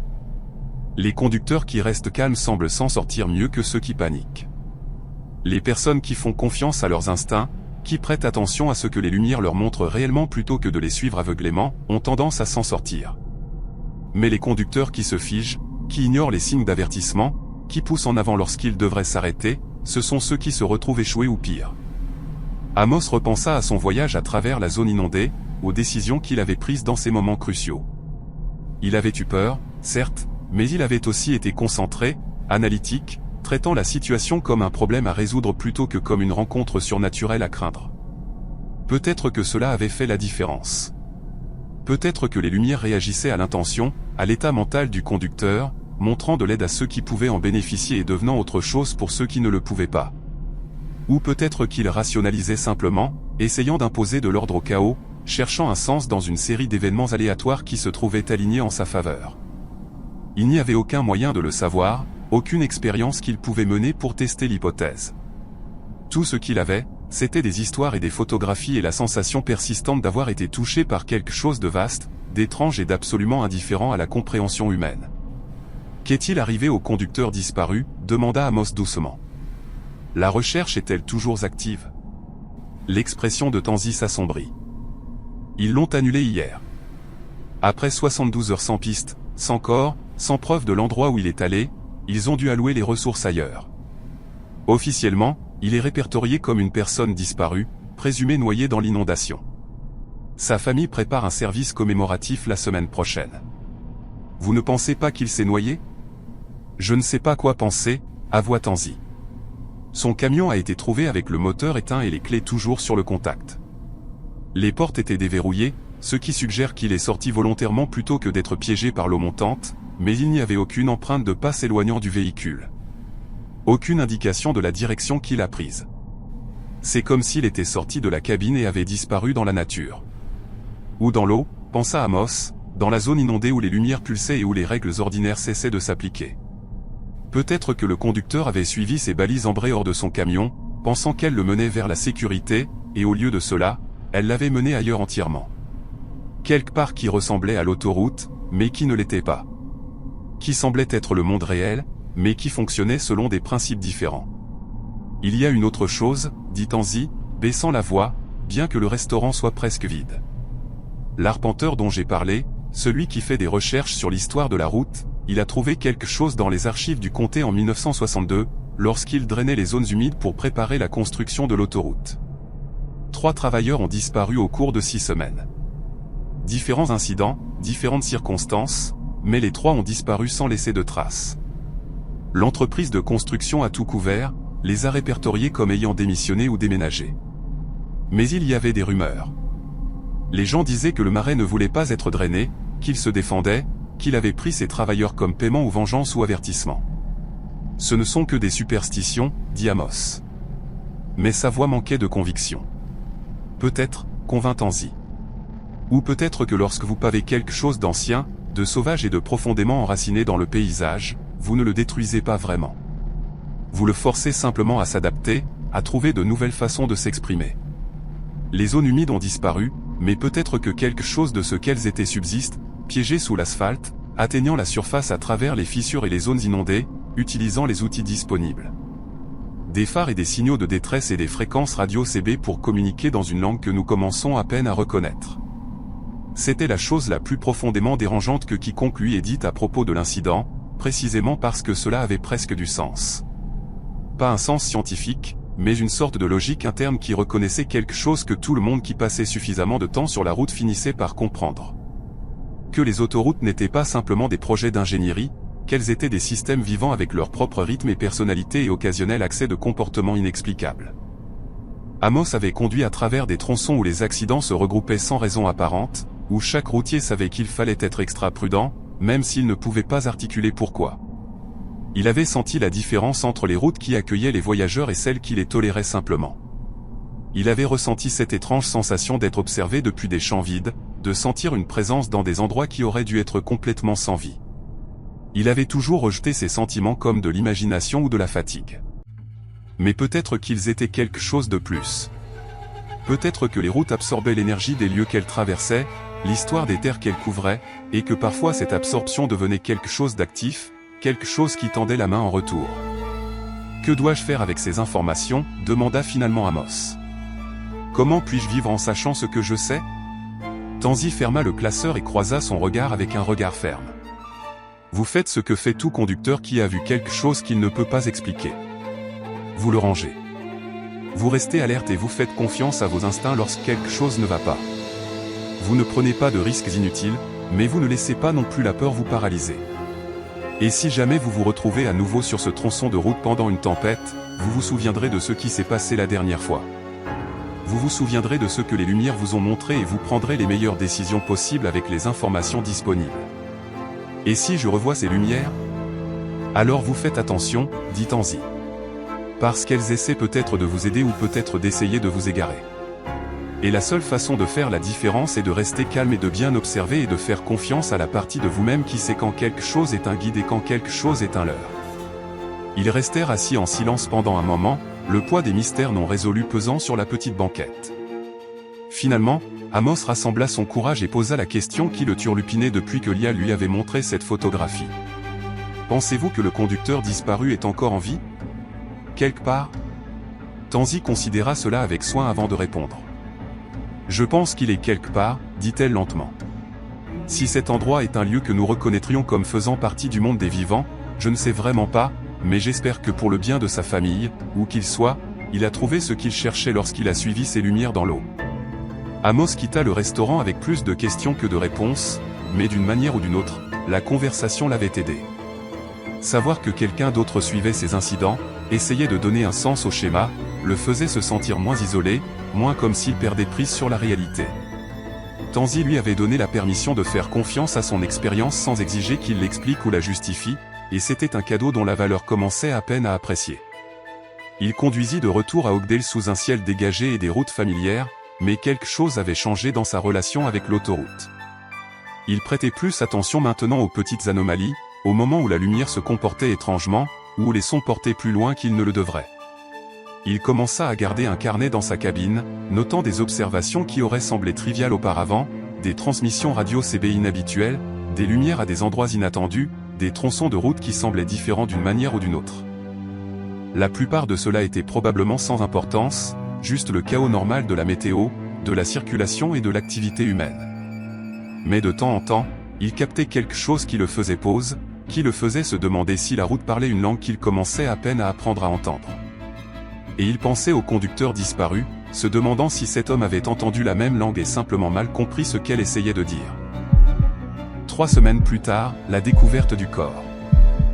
3 semaines après son rencontre au marqueur kilométrique 214, Amos reçut un appel de Lial Pennington. La patrouille routière avait récupéré un corps dans la rivière à 8 km en aval de la zone inondée. Un homme, approximativement du bon âge, portant des vêtements correspondant à la description de ce que portait le conducteur disparu. L'identification positive prendrait du temps, mais il semblait probable qu'il l'avait trouvé. Je pensais que vous voudriez le savoir, dit Lial, sa voix portant la distance professionnelle de quelqu'un qui livrait ce genre de nouvelles trop souvent. Il semble qu'il ait essayé de marcher hors de la zone inondée. Il a été emporté par le courant. Cela arrive plus souvent que les gens ne le réalisent. L'eau est puissante, surtout la nuit lorsque vous ne pouvez pas voir à quelle vitesse elle se déplace. Oui, dit Amos, car qu'y avait-il d'autre à dire? Merci de me l'avoir fait savoir. Mais après avoir raccroché, il ne pouvait pas se débarrasser du sentiment que l'explication officielle, bien que commode et rationnelle, ne correspondait pas tout à fait à ce qu'il savait de cette nuit-là. Le camion du conducteur disparu avait été trouvé avec le moteur éteint et les portes déverrouillées, positionné comme s'il s'était garé délibérément plutôt que d'avoir été forcé de quitter la route. Cela suggérait qu'il s'était arrêté parce que les lumières lui avaient dit de s'arrêter, qu'il était sorti parce que les lumières lui avaient montré quelque chose qui valait la peine d'être investigué, et peut-être qu'il avait marché dans l'eau, suivant ses balises ambrées, pensant qu'elles le menaient vers la sécurité ou l'aide ou des réponses. Mais Amos ne croyait pas que le courant l'avait emporté. Il croyait que le conducteur avait suivi la lumière quelque part ailleurs, quelque part qui croisait le monde ordinaire, mais n'en faisait pas tout à fait partie, et que son corps échoué 8 km en aval n'était que la manière qu'avait la route de boucler la boucle, de rendre ce qu'elle avait pris. La pensée aurait dû le terrifier. Au lieu de cela, cela lui laissa un étrange sentiment de calme, une acceptation que le monde contenait des mystères qui ne seraient pas résolus par l'investigation ou l'explication. La route lui avait montré quelque chose d'impossible, l'avait guidé à travers le danger en utilisant des outils qui ne devraient pas exister, et il avait survécu parce qu'il avait prêté attention et était resté concentré et avait traité l'expérience comme réelle plutôt que de la rejeter comme une hallucination. C'était suffisant. Cela devait être suffisant, car s'attarder sur ce qui aurait pu arriver dans des chronologies alternatives où il aurait pris des décisions différentes et aurait fini comme le conducteur disparu l'aurait lentement rendu fou. Mieux valait accepter le cadeau de la survie et avancer, portant la connaissance de ce qu'il avait vu comme une boussole secrète qui l'aiderait à naviguer dans de futures rencontres avec l'étrange et l'inexpliqué. Et s'il se retrouvait un jour au marqueur kilométrique 214 pendant une tempête avec des lumières ambrées pulsant dans l'obscurité et l'eau montant sur la route, il se souviendrait de ce moment et prendrait ses décisions avec soin, car la route lui avait déjà montré de la clémence une fois, et il ne pouvait pas compter sur elle pour être clémente une deuxième fois. 6 mois plus tard, le retour sur la route 214. 6 mois passèrent avant qu'Amos ne se retrouve face à la décision qu'il redoutait depuis cette nuit dans la tempête. Son dispatch l'appela un mardi après-midi pour une livraison urgente, des produits pharmaceutiques réfrigérés qui devaient atteindre un hôpital dans la vallée nord d'ici le matin. L'itinéraire était simple, direct et inévitable.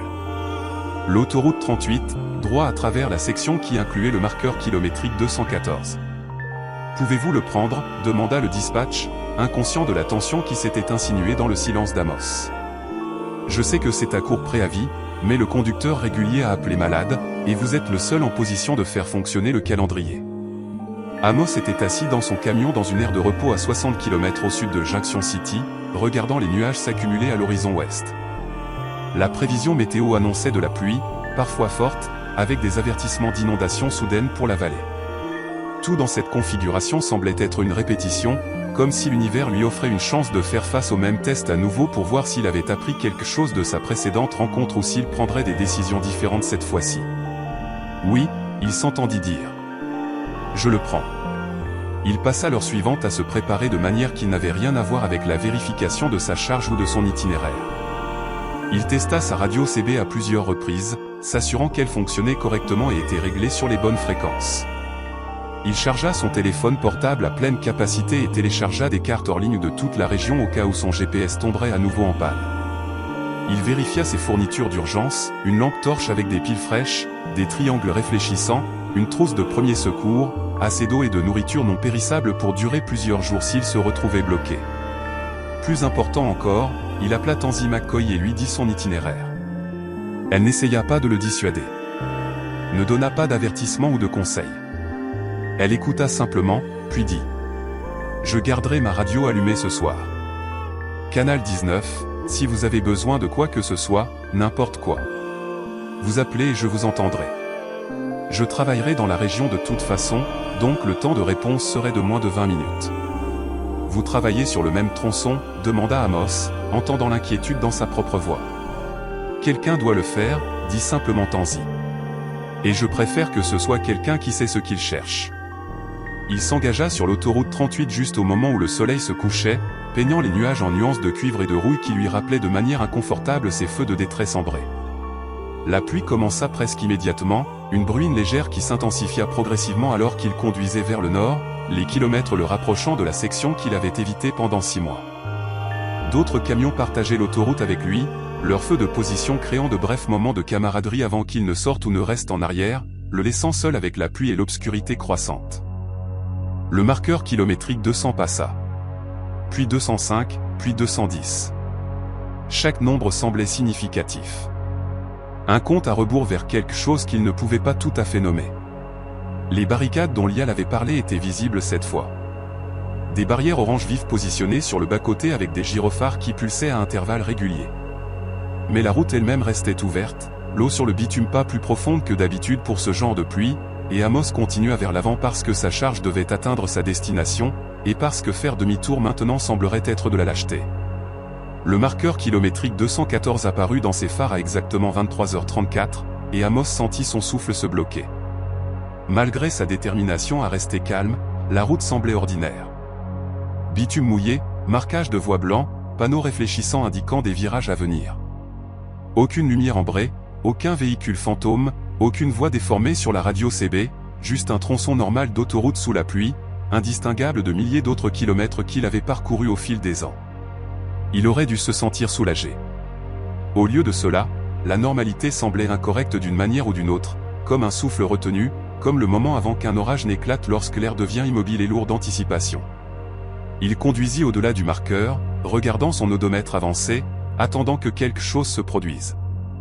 Mais la route continua à changer, et après un autre kilomètre, il commença à se demander s'il n'avait pas tout monté en épingle dans son esprit, si 6 mois à y réfléchir n'avaient pas transformé une rencontre harcelante, mais en fin de compte explicable, en quelque chose de surnaturel et de significatif. Puis sa radio CB grésilla. Pas avec la voix déformée d'avant, mais avec quelque chose de différent. Une voix de femme, claire et calme, avec un accent qu'il ne pouvait pas tout à fait placer. Trafic en direction nord approchant du marqueur kilométrique 216. Soyez informés. Véhicule arrêté sur le bas-côté avec les feux de détresse allumés. Le conducteur semble avoir besoin d'assistance. Amos attrapa immédiatement le combiné. Ici, en direction nord au marqueur 216. Je ne vois aucun véhicule. Pouvez-vous confirmer l'emplacement ? Les parasites lui répondirent. Puis la même voix répéta le message mot pour mot exactement dans le même ton, comme un enregistrement. Trafic en direction nord approchant du marqueur kilométrique 216. Soyez informés, véhicule arrêté sur le bas-côté avec les feux de détresse allumés. Le conducteur semble avoir besoin d'assistance. Ses phares capturèrent quelque chose devant lui. Une forme sombre sur le bas-côté droit, à peine visible à travers la pluie. Alors qu'il s'en approchait, la forme se résolut en un pick-up, un modèle plus ancien, assis en biais avec ses feux de détresse clignotants. Une silhouette se tenait à côté, illuminée de manière intermittente par les pulsations ambrées, agitant un bras dans ce qui semblait être un signal de détresse. Chaque instinct qu'Amos avait développé au cours de 11 ans de conduite hurlait de continuer. La configuration était trop familière, trop similaire au scénario que Tanzi avait décrit à partir de ses rapports. Mais les livraisons de produits pharmaceutiques ne signifiaient rien s'il passait à côté de quelqu'un qui avait vraiment besoin d'aide. S'il laissait la peur de l'inexplicable le transformer en quelqu'un qui ignorait la décence humaine de base, il ralentit, se garant sur le bas-côté à environ 10 mètres derrière le pick-up, et serra ses freins à air. La pluie martelait son pare-brise alors qu'il étudiait la scène, cherchant des détails qui lui diraient si cela était réel ou une autre manifestation de ce qui hantait ce tronçon de route. Le pick-up semblait assez solide. De la boue sur les pneus, une bosse dans le quart de panneau arrière, un autocollant de pare-choc délavé qu'il ne pouvait pas tout à fait lire. La silhouette à côté portait une veste de pluie, la capuche relevée contre la météo, et continuait à agiter plus urgemment maintenant. Amos prit le combiné de sa radio CB et essaya une approche différente. « Tanzi, vous surveillez ?» Sa réponse revint immédiatement, claire et bienvenue. « Je vous reçois 5 sur 5, Amos. »« Quelle est votre position ?» Marqueur kilométrique 216, bas côté nord. J'ai un pick-up avec les feux de détresse et quelqu'un qui fait des signes pour demander de l'aide. Cela correspond-il à des appels de service actifs ? Une pause pendant laquelle Amos regarda la silhouette s'approcher de son camion, se déplaçant à travers la pluie avec détermination. Négatif, dit Tanzi enfin. Aucun appel pour cet emplacement. Aucun autre rapport de véhicule en panne. Vous voulez que je me dirige vers vous ? Attendez, dit Amos, posant le combiné et baissant sa vitre alors que la silhouette atteignait sa porte. La pluie trempa immédiatement sa manche gauche, l'eau froide coulant le long de son bras. Mais il avait besoin d'entendre la voix de la personne. Avait besoin d'évaluer si elle était réelle ou autre chose. La silhouette rabattit sa capuche, et Amos se retrouva à regarder une femme dans la cinquantaine, avec des cheveux gris plaqués sur son crâne par la pluie et une expression mélangeant soulagement et épuisement. « Dieu merci, dit-elle, sa voix rauque d'effort. Je suis ici depuis plus d'1 heure. Mon téléphone portable est mort. Personne d'autre ne s'est arrêté, et je n'arrive pas à changer le pneu toute seule. Les écrous de roue sont trop rouillés. Cela semblait réel. Elle semblait réelle. Le genre de détails spécifiques que les hallucinations incluaient rarement. La frustration et la fatigue qui venaient d'une détresse authentique plutôt que d'une manipulation surnaturelle. Mais Amos avait appris à remettre en question ses hypothèses, à chercher des incohérences avant de s'engager dans une action. « Quel est votre nom ?» demanda-t-il. Elle eut l'air surprise par la question, puis suspicieuse. « Pourquoi avez-vous besoin de mon nom ? Allez-vous m'aider ou non ? J'essaie juste de confirmer que vous êtes bien qui vous dites être, dit Amos, gardant son ton apologétique mais ferme. Il y a eu des incidents sur ce tronçon de route. Des gens voyant des choses qui ne sont pas là. J'ai besoin de m'assurer que vous êtes réel avant de sortir de mon camion. » L'expression de la femme passa de la suspicion à quelque chose qui ressemblait à de la compréhension et peut-être une touche de peur. « Vous les avez vus aussi, dit-elle doucement. Les lumières qui bougent, les voix à la radio qui se répètent. Je pensais devenir folle. » Cette réponse semblait plus juste que tout le reste aurait pu l'être. Quelqu'un qui était réellement en panne, qui était resté assis seul sous la pluie sur ce tronçon particulier d'autoroute, aurait remarqué l'étrangeté, aurait commencé à remettre en question ce qui était réel et ce qui ne l'était pas. Je m'appelle Amos Ruthold, dit-il en prenant une décision. Je vais vous aider, mais nous allons faire cela avec précaution, et si quelque chose ne semble pas juste, nous remontons tous les deux immédiatement dans nos véhicules. Compris ? Elle hocha rapidement la tête. Compris. Je suis juste reconnaissante que quelqu'un se soit enfin arrêté. Mon nom est... Elle hésita, sembla lutter avec quelque chose, puis continua d'une voix qui était devenue étrangement plate. Mon nom est Marol Keane. Au moment où elle le dit, Amos sentit quelque chose changer. Le nom était incorrect d'une manière ou d'une autre, pas de manière évidente, mais avec une dissonance subtile que ses instincts captèrent avant que son esprit conscient ne puisse traiter pourquoi. Il jeta un coup d'œil par-dessus son épaule vers le pick-up, et des détails qui avaient semblé normaux quelques instants plus tôt se détachaient maintenant comme incohérents. La boue sur les pneus était sèche malgré la pluie. La bosse dans le quart de panneau arrière semblait trop parfaite, trop symétrique, comme si quelqu'un avait créé l'idéal platonicien d'une bosse plutôt qu'un dommage réel causé par une collision. Et l'autocollant de pare-choc, maintenant qu'il le regardait directement, montrait un texte qui semblait se déplacer et s'estomper, ne se mettant jamais vraiment au point. En fait, dit Amos avec précaution, je viens de me souvenir que je dois vérifier quelque chose avec mon dispatch avant de pouvoir m'arrêter pour aider. Donnez-moi juste un moment. Il remonta sa vitre avant qu'elle ne puisse répondre et attrapa le combiné de sa radio CB avec des mains tremblantes. Tanzi, quelque chose ne va pas. La femme m'a donné un nom, mais cela semblait faux. Et le véhicule ne semble pas correct lorsque vous prêtez attention aux détails. Je pense que c'est cela. Je pense que c'est ce dont nous parlions. Sortez de là, dit immédiatement Tanzi, sa voix aiguë d'urgence. N'engagez pas. N'essayez pas d'aider. Libérez simplement vos freins et partez. Je me dirige vers vous maintenant, mais vous devez bouger immédiatement. Amos regarda dans son rétroviseur latéral et sentit son estomac se nouer. La femme se tenait toujours à côté de son camion, mais elle ne bougeait pas. Elle se tenait parfaitement immobile, un bras levé dans ce geste d'agitation, figé comme une vidéo en pause. La pluie tombait autour d'elle, mais ne semblait pas la toucher, les gouttelettes passant à travers sa forme plutôt que de la frapper. Et derrière elle, le pick-up s'estompait, devenant translucide, ses bords se brouillant dans l'obscurité comme s'il n'avait jamais été vraiment solide. Il relâcha ses freins à air et mit le camion en marche, son cœur battant si fort qu'il pensait qu'il pourrait éclater hors de sa poitrine. Alors qu'il s'éloignait du bas-côté, il jeta un dernier coup d'œil dans son rétroviseur et vit la femme, ou la chose qui ressemblait à une femme, toujours debout dans la même position, le bras levé, le visage tourné vers son camion qui s'éloignait. Puis elle disparut aussi complètement que si quelqu'un avait éteint un interrupteur, ne laissant que la route vide et la pluie qui tombait.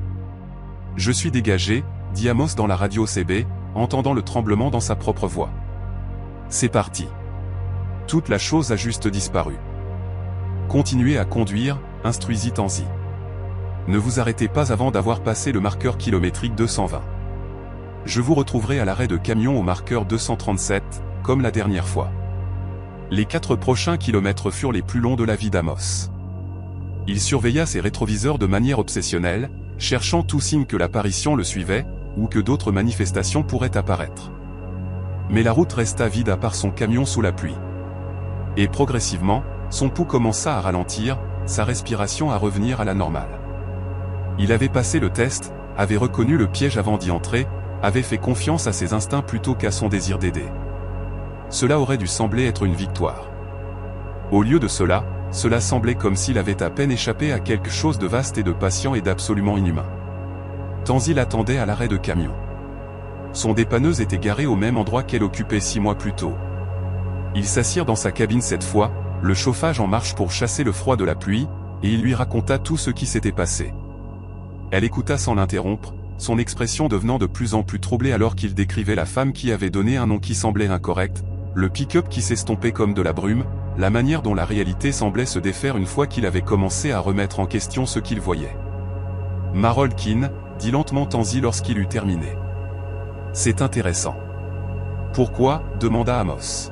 « Parce que c'est l'un des noms que j'ai vus dans les anciens registres, dit-elle. Du projet de construction de l'autoroute en 1962.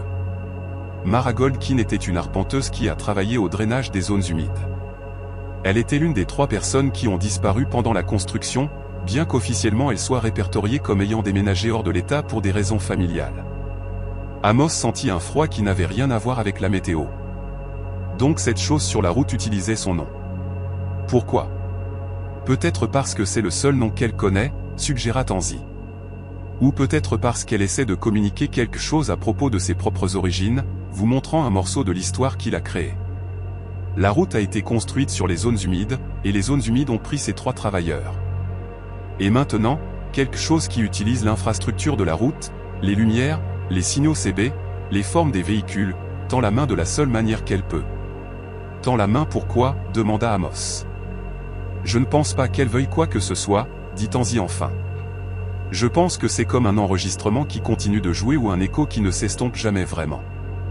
Les zones humides ont été drainées mais jamais vraiment détruites, et les personnes qui y ont disparu ont laissé quelque chose d'elles-mêmes derrière. Maintenant, ce résidu se manifeste à travers l'infrastructure que nous avons construite par-dessus, utilisant nos outils et nos symboles parce que ce sont les seules choses disponibles dans un paysage qui a été complètement transformé. C'était une théorie, rien de plus. Mais cela semblait plus vrai que toute explication surnaturelle aurait pu l'être. L'idée que la route elle-même était devenue un médium pour quelque chose de plus ancien. Que l'ingénierie humaine avait involontairement créé un canal pour la mémoire du paysage afin de s'exprimer avait un genre de sens terrible. Et cela signifiait qu'il n'y avait pas de solution, pas d'exorcisme ou de purification qui rendrait la route sûre. Les manifestations continueraient aussi longtemps que les conditions seraient réunies.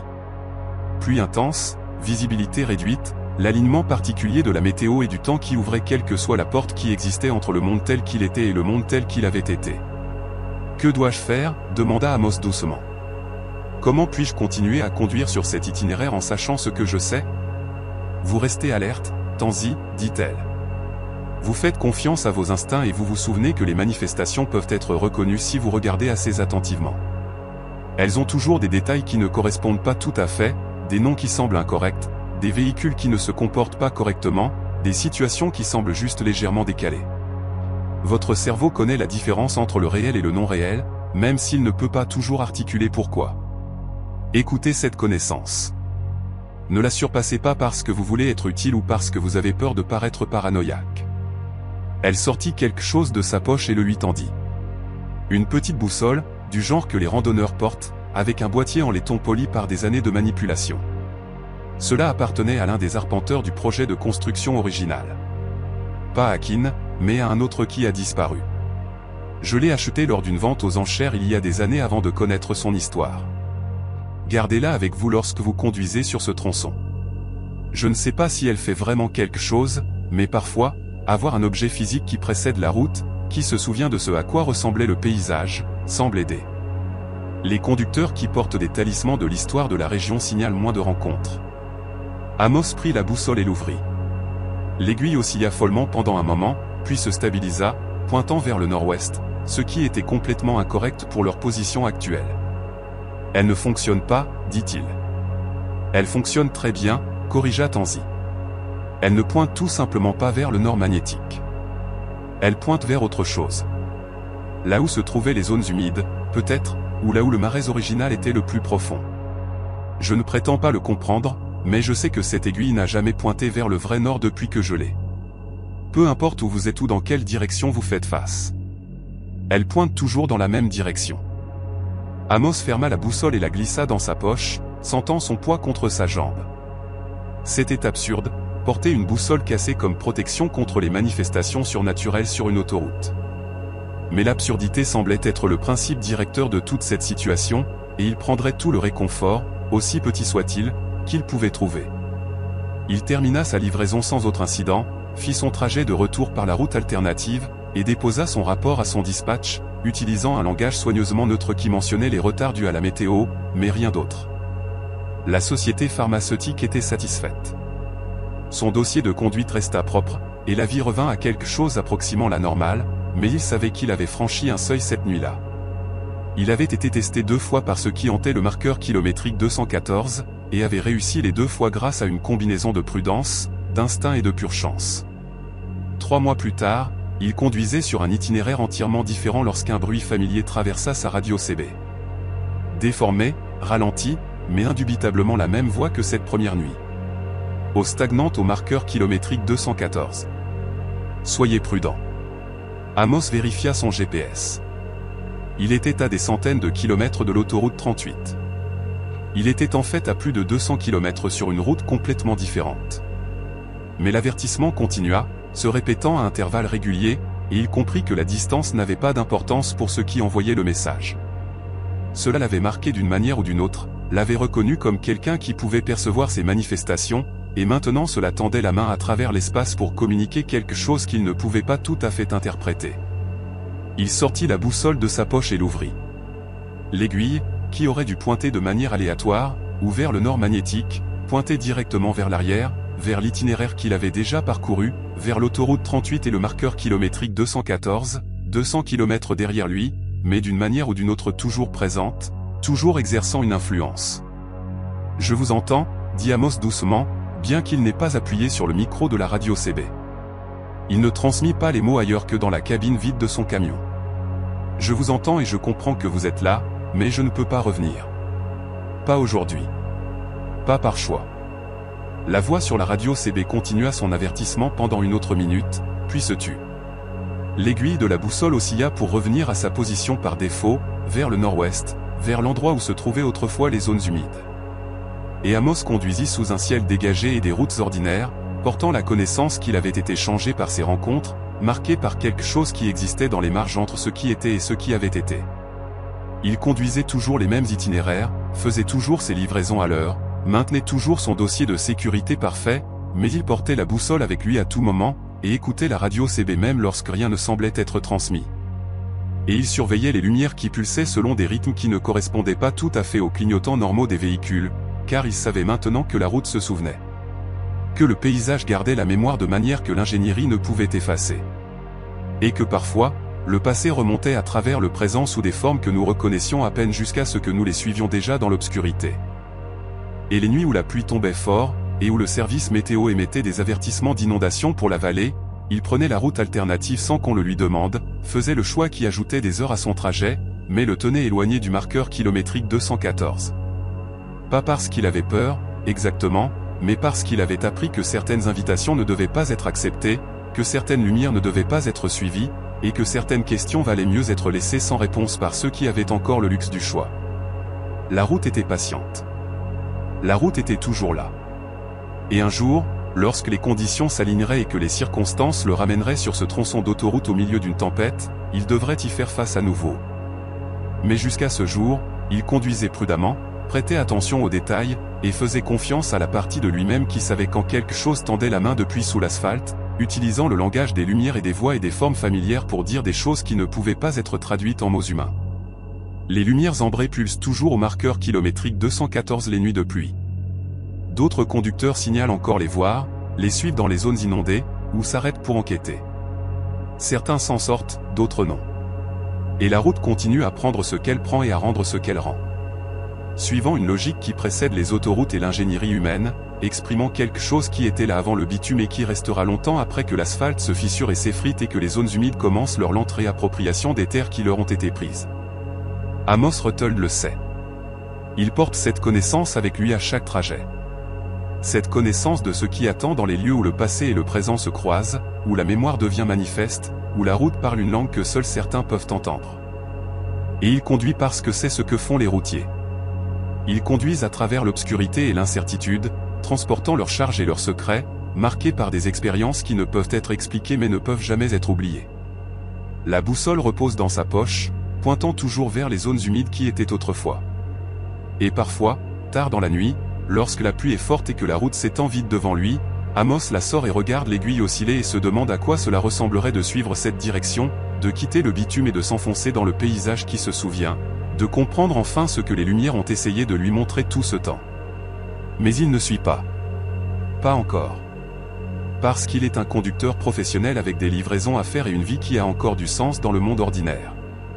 Et parce que certains mystères, une fois résolus, ne peuvent pas être non résolus, et certaines portes, une fois ouvertes, ne peuvent jamais être refermées. La route attend. Les lumières pulsent. Et le marqueur kilométrique 214 se dresse au bord de la zone inondée, marquant l'endroit où la réalité se courbe et où le passé suinte. Et les conducteurs qui prêtent attention apprennent que le monde est plus étrange, plus profond et plus dangereux que toute carte ne pourrait jamais le montrer. Amos Ruthold conduit prudemment. Il reste alerte et il se souvient.